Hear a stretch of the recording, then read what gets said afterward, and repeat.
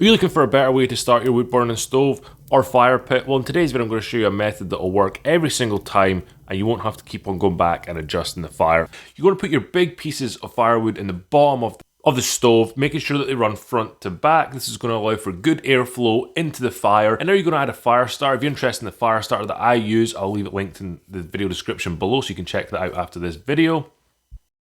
And now that we have our first layer of wood in the stove, we're going to put our second layer on at 90 degrees to that first layer. We're going to put about 3 pieces on here, making sure that we leave some air gap between the 3 pieces. It's a good idea to make sure you put your large pieces on the bottom of the fire and then put these medium, kind of smaller pieces above them. This is where you're going to see the main difference of the fire building technique that I'm using here, where you put the kindling on top. Normally you put the kindling on the bottom or make it into a triangle shape. And what the kindling on top is going to do is it's going to ignite and then burn from the top down, catching those larger logs.